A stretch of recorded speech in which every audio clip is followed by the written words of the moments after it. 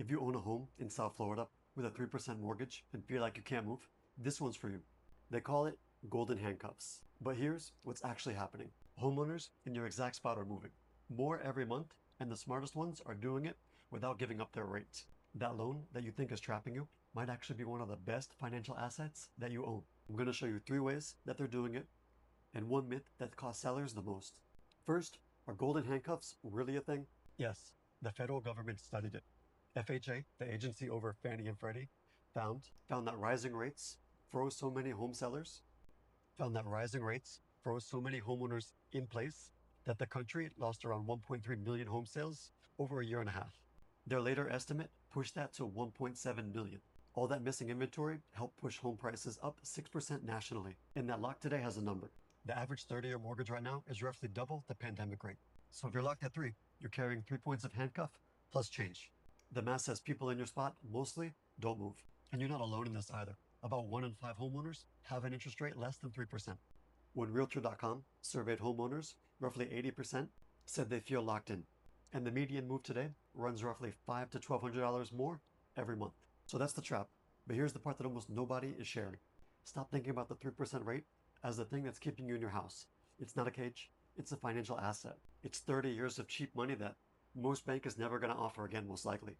And it's attached to a property in one of the strongest rental markets in the country. And the house under that loan, it's been doing its job too. In Davie and Weston, the average single family home sells for about a third more than it did in 2021. On a price per square foot basis, call this 40% more for both towns. The question was never how do I get out of it? Rather, how can I keep this asset working for me while I move? There are 3 paths. The first path is, should you sell your house or should you rent it out? Because the cleanest way to keep a 3% mortgage isn't to sell. Run one number. What's your house actually rent for versus what it costs at today's rate? For a lot of Broward homeowners who bought or refinanced during the pandemic, that gap is real monthly cash flow. Your tenant will pay down that 3% rate while you find a place where you actually want to live. Now, 2 Florida realities before you fall in love with this plan. The moment this house stops becoming your homestead, the tax cap comes off. The county is going to reassess it at full market value and property taxes will increase. So make sure you run your rent number against the new tax assessment bill, not the old one. And there's a clock. Rent it for roughly 3 years and the tax-free sale option that you have on it is gone for good. You've got a window where you can still change your mind, sell, and keep the gain tax-free. Of course, I'm not a CPA, financial advisor, so make sure you consult with somebody who's professional. That way you can get a strategic plan or specific plan catered to you. Now, if you need the equity before you make the move, you could still buy first. A bridge loan can get you the down payment you need before you list your house for sale. A HELOC loan can do the same thing for cheaper, but make sure you do it before you list your home for sale because no lender is going to give you a HELOC with a home that's already actively on the market. Another option that you may have is going contingent. Of course, there's always going to be cost. So for instance, if you buy a house contingent on the house that you sell, the other seller is obviously going to know and they may accept a different offer. So make sure you are mindful of the terms because price is not the only thing you can negotiate in a contract. So before you commit to any of those 3, make sure you understand fully how those 3 options may work for you and what you can do to move forward. And then the third option is sometimes it's just best to let the 3% go. Here's when that actually works. Over the last few years, you've built serious equity and you're going to use that equity to purchase your next house. A higher rate on a small balance can actually land you closer to your previous payment than you may think. There's a quote out there, I don't know who came up with it, I don't necessarily agree, but you marry the house and you date the rates. And if rates drop later, you could refinance. One warning on that is nobody can predict an interest rate. I mean, look what's happening historically and up until today. So make sure the rate that you lock in is going to be comfortable from day one. If the plan only works after you refi, then that wasn't a plan at all. One more tool while we're here. In today's market, you can often negotiate the interest rate itself. One of the best ways to do this is seller paid buy downs. This is very common right now in new construction. In new construction, this is what you would be considered a concession because necessarily or in most developments, they don't want to reduce the price, but on the back end, they can offer concessions. So if you want to go into more new development and what it takes to buy new construction, I'll link that video above. So here's the part that's full Florida. You know how your property taxes stayed relatively low while your equity and home assessment value continue to increase? In Florida, we call that the Save Our Homes cap. And when you sell your Florida home and buy the next one in Florida, that benefit doesn't exactly die. You can carry up to $500,000 of the gap between your market value and your assessed value into your next home. You file for it the same time you file for homestead exemption, and you have 3 years to put it to use. Let's put some math on this. So you bought at 450 and you're selling it for 750, but your assessed value cap is 500. So you bought at 450 and the market says 750 today, but your assessed value is capped near 500. That gap is $250,000 of protected value, and it follows you to your next Florida house, making your new tax bill get figured as if your house was worth that much less. So here's the difference. Your mortgage is not portable, but your tax cap is. Most people are staring at the rate that they lose instead of looking at the tax shield that they'd actually keep. And this math loosens the golden handcuffs more than most people think. And for more details, you can contact your local property appraiser's office and you can get real numbers. Now, not everybody gets the choice between buying or selling first, because sometimes it's already chosen for you. The equity in the house is going to be the down payment for the next house. That one's not really a market call, and the lender or lenders out there may not let you carry both. So the process is already decided for you. But also in this market, there's some good news. Broward single-family homes are climbing, and a well-priced home goes under contract in about a month. So the gap you're looking to bridge may be short. One thing you could also do is, to make sure you have enough time to find the right place, is negotiate a rent back. And again, that goes back to the previous contingency that we talked about. So a rent back would be something post-closing, post-occupancy. So you go to the closing table, it's already negotiated in the contract before the closing day. Make sure, please.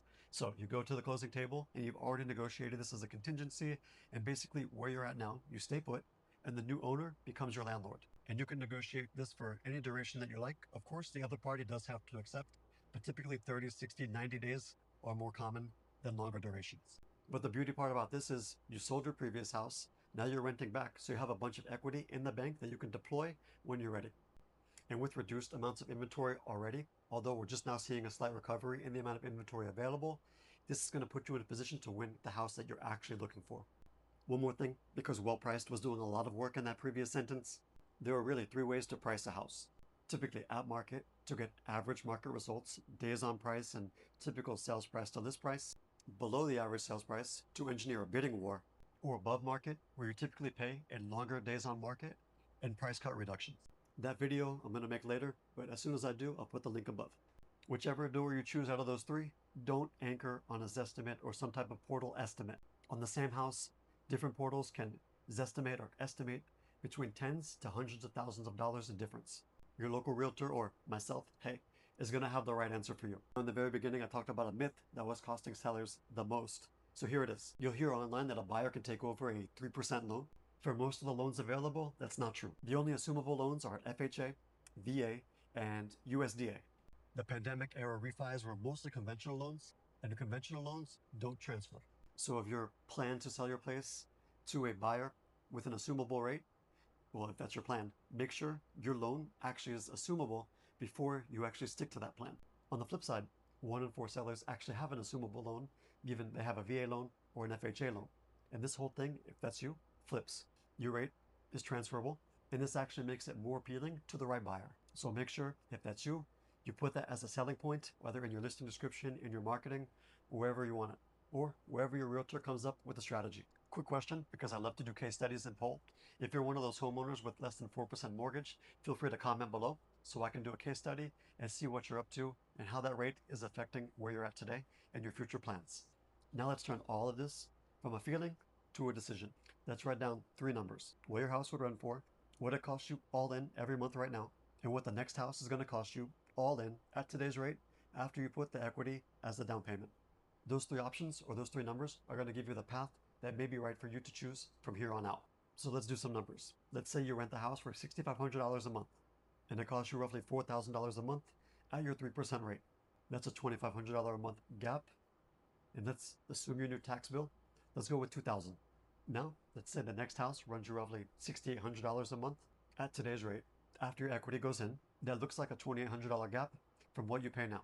But the rental gap covers most of it. The portability trims the taxes, and suddenly the move costs a few $100s more per month. That way, if you do this exercise, you can have a real number to whether if it's right for you, or you can just stay put if that's the option that you have. The homeowners moving in today's market aren't waiting for 3% to come back. And the people I follow and trust don't predict that 3% is coming back anytime soon. Just like the exercises above, and they pick their path with intention.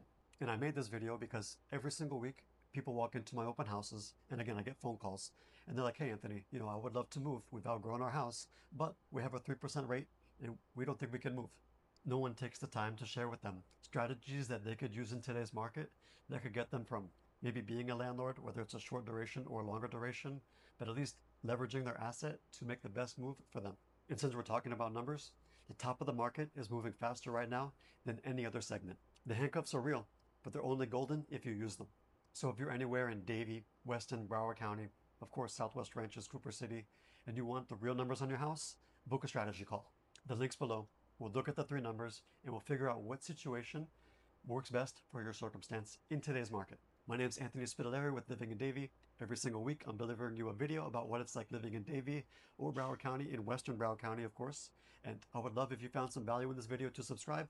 Thank you for watching, and I'll see you on the next video.